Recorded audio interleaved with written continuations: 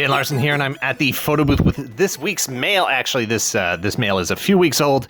That's just how the timing works out sometimes. Sorry about that. Up first, we've got Dan from Richardson, and it's Australian Capital Territory, I believe, in Australia. I did my best to Google it. I think that's how you'd pronounce it, but I think there's also a smaller... I think Richardson is in a larger territory that's in the Australian Capital Territory that's in Australia. Anyway, Dan sent in this vintage Kenner Boba Fett. This is Boba Fett number 382 for the Boba Sett. He's in very well-loved condition, missing a lot of paint. His fingers are ground down a little bit here. Just look at, he's loose. Love it. Looking good. Fantastic piece there. Thank you very much for that. Also, now that I think of it, that's Boba Fett number 382. Boba Fett number 381 is from, if you go back and watch our P.O. Box Roundup from July 1st, that Boba Fett in that video was also from Australia. Crazy, 2 in a row. Those aren't the only 2 Boba Fett figures in the Boba Sett that are from Australia, but it is insane to think that 2 in a row both came from Australia. They were pals. They might have been on the plane together. Also, Dan also sent in 3 Halo figures. We've got... full disclosure, I don't know anything about Halo. I think I played the first Halo game once or twice, and that was about it for me. I'm sure it's a great game. I'd love to give it another crack, but I haven't touched it ever. So I know this is a Halo guy. That's about as far as my knowledge goes. So you got just regular Halo figure here. These are from McFarlane Toys, I believe. A lot of articulation on them. They're not bad as far as figures go. But even better than that is these other 2, which are translucent figures, and they are gorgeous. Stealth mode, I think they're 2 different interpretations of like a stealth mode. You folks can tell me in the comments, but it's basically the same figure 3 times. Two of which are totally translucent. I have to admit though that while I do love translucent figures, one of the problems that a lot of modern translucent figures run into, especially from McFarlane Toys, and I know this because I had a green modern Spawn figure, super articulated, that turned to absolute dust when I took it out of the package. This one, his elbow, and I don't really want to touch it, but when I started messing around with it, when I opened up the box, his elbow did crumble into dust. But it's fine. It's fine. It's all good. Everything's good. I may repair it. It's staying on as it is. So I may just leave it like that. It's just going to stand on my shelf anyway. Those are awesome. Next up, we have... Dan also sent in... Guys, I tried to make really good notes this week because I know last week I left out there was a chain thing over here. That was a Man of Steel... it was the key. It was the Kryptonian key on the end of a really long chain, and I forgot to mention that last week. Over here, Dan also sent in some Australia bits, which are really cool, and I love this kind of stuff. It really just sort of hammers home the fact that this stuff came from another country. We got kangaroo, next 10 kilometers, magnet from a fridge, and some currency notepads. I don't know how much you'd be able to write on there. Maybe with a black marker it might show up. Anyway, thank you very much for that stuff. I love these kinds of things, seeing these kinds of just, sort of personal touches, even beyond the sort of assortments of figures that get picked out. It's neat to see that kind of stuff too. Next up, we've got Joe from Savage, Minnesota.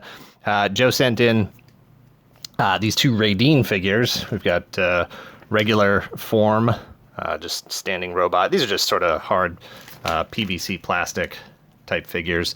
And then we have transform mode here. I am familiar with Raideen as a giant robot, super robot era robot. Beyond that, I don't really know that much about it. I know he was part of Shogun Warriors in the United States, but I really couldn't tell you anything about the show itself or how the character works. If this mode has a name, you guys can help me out in the comments and educate me a little bit about that. But those are really good little, really neat little figures.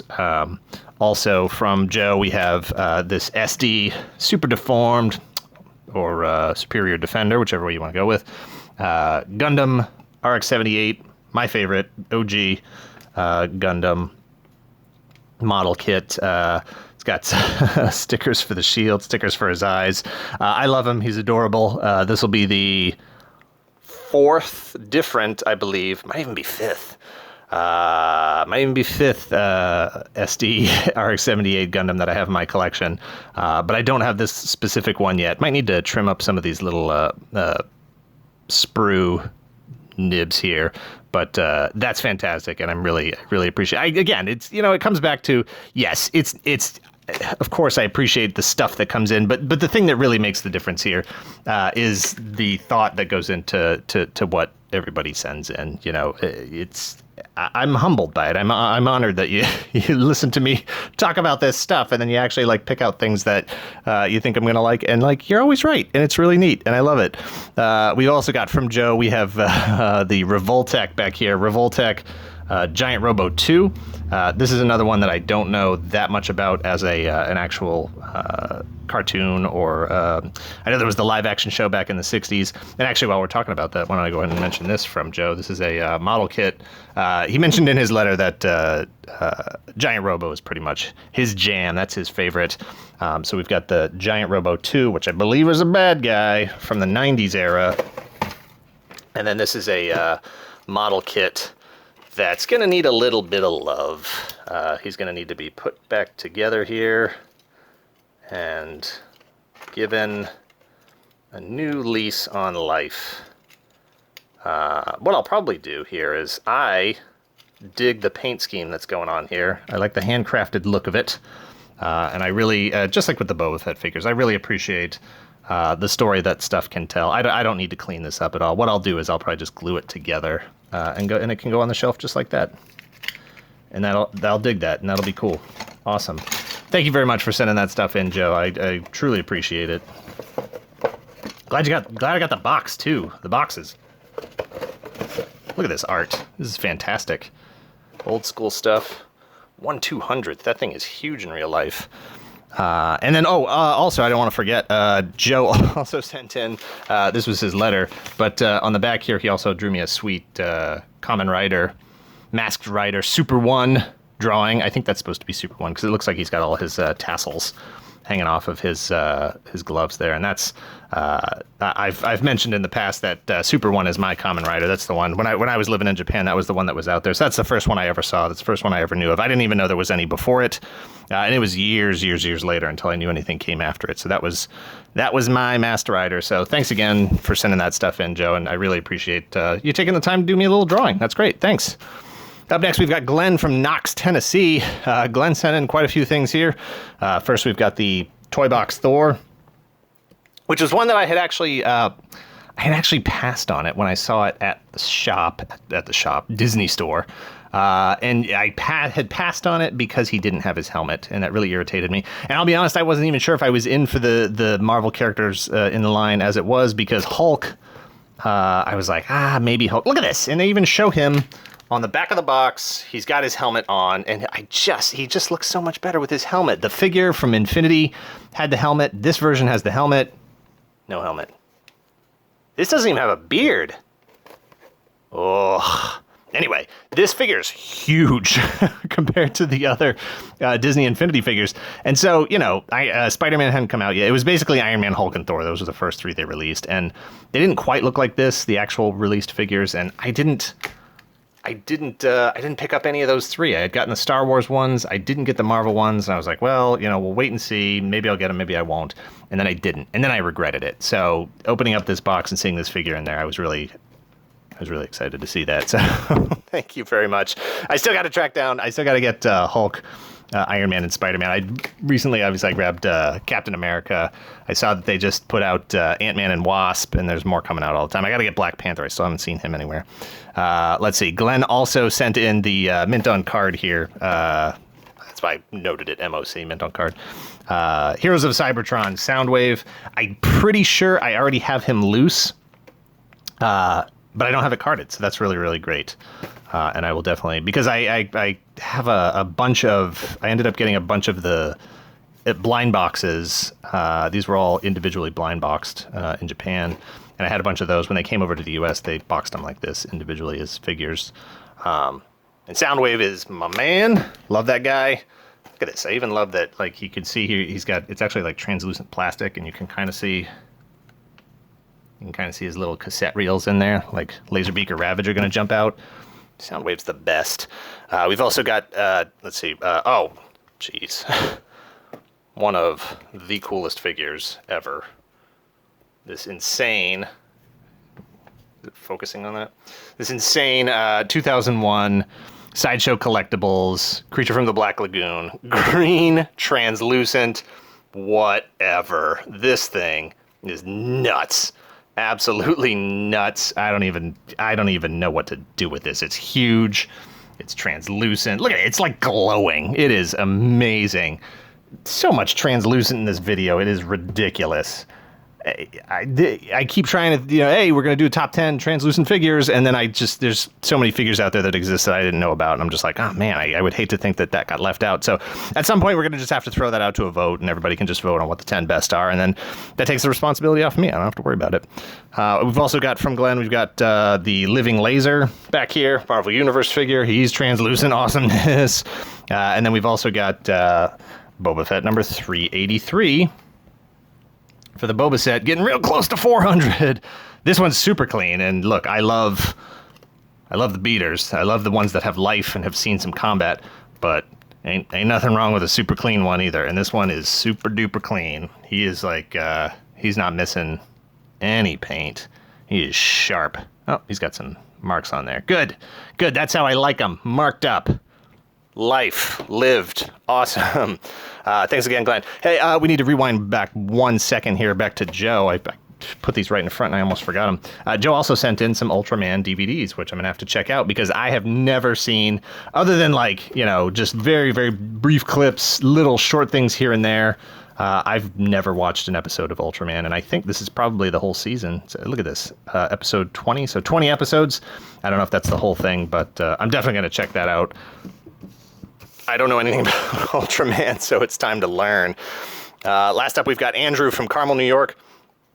Andrew has sent stuff in before. If you've been following along with the PO Box videos here, Andrew, local Ironworkers Local 40 in New York, putting the buildings together, making sure everybody's able to go to work and be safe and live amongst the clouds. And he sent us a bunch of swag, too, with shirts and bandanas and stuff. And that's awesome. Andrew sent in the carded. Let me get some of this stuff out of the way here. Let's do the loose figures first. He sent in this vintage Kenner Ghostbusters. I don't remember what this guy's name is, but he's the trash man. He's got wings, turns into a bug. If I can get this open.